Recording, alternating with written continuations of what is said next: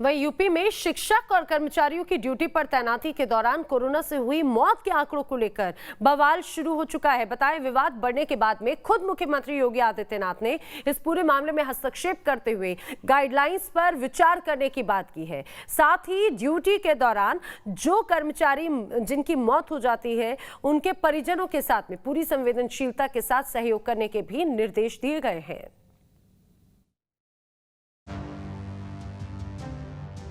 UP panchayat चुनाव के दौरान कोरोना की चपेट में आकर जान गंवाने वाले सरकारी कर्मचारियों के मामले को लेकर सूबे में सियासी तूफान उठ खड़ा हुआ है। कर्मचारी संघों का दावा है कि पंचायत चुनाव के दौरान सूबे में 1621 लोगों की कोरोना की चपेट में आने से मौत हो गई है। वहीं चुनाव आयोग की गाइडलाइन के मुताबिक दावा किया गया कि चुनाव के दौरान सिर्फ 3 शिक्षकों की मौत हुई है। इस विवाद के बीच सीएम योगी आदित्यनाथ ने खुद हस्तक्षेप किया। गुरुवार को कोरोना पर काबू पाने के लिए गठित टीम 9 की बैठक में मुख्यमंत्री ने इस विषय को उठाते हुए अधिकारियों को राज्य निर्वाचन आयोग की गाइडलाइन में संशोधन करने के लिए प्रस्ताव भेजने का निर्देश दिया। तो माननीय मुख्यमंत्री जी ने आज मुख्य सचिव और जो एसीएस पंचायती राज है उनको निर्देशित किया है कि वो इस प्रकार आज चुनाव आयोग से, जो राज्य चुनाव आयोग है, उनसे वार्ता कर लें, उनके साथ सलाह करके उनसे अनुरोध करें कि वो अपनी गाइडलाइन में संशोधन करें, क्योंकि जब ये गाइडलाइन बनी थी तब कोरोना की बीमारी नहीं थी। मुख्यमंत्री ने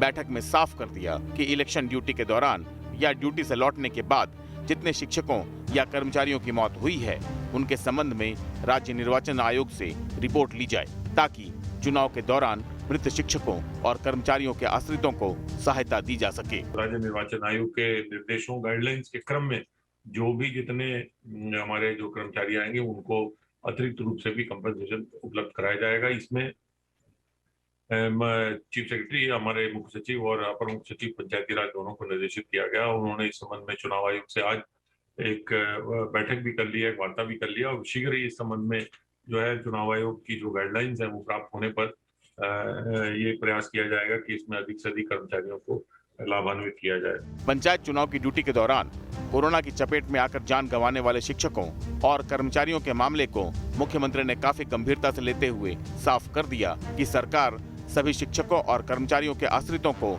उनकी श्रेणी के हिसाब से सहायता और अनुकंपा के आधार पर नौकरी देने के लिए प्रतिबद्ध है।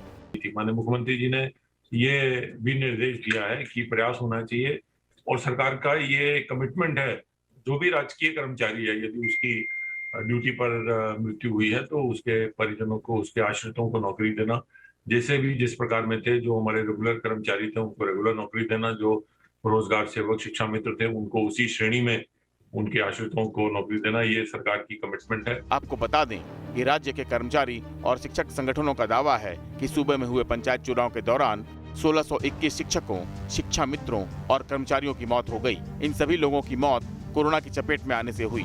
वहीं बेसिक शिक्षा परिषद के आंकड़ों में ये संख्या काफी कम है। परिषद की ओर से दावा किया गया कि पंचायत चुनाव के दौरान सिर्फ 3 शिक्षकों की मौत हुई है। दोनों ही अपनी अपनी जगह पर सही है, क्योंकि शिक्षक संघ चुनावी पंचायती ड्यूटी में जान गंवाने वाले शिक्षकों को कोरोना से मृत मान रहा है, जबकि बेसिक शिक्षा परिषद सरकारी गाइडलाइन के अनुसार चुनावी ड्यूटी में जान गंवाने वाले शिक्षकों को मृत मान रहा है। दरअसल ये सारा पेंच निर्वाचन आयोग की गाइडलाइन के कारण फंस गया है।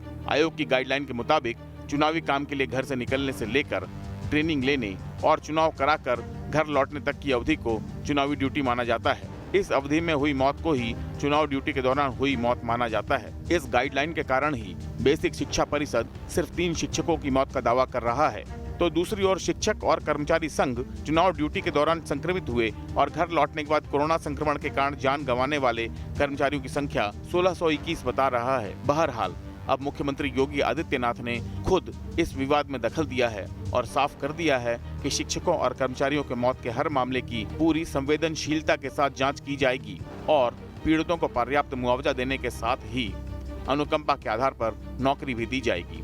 Team news nation.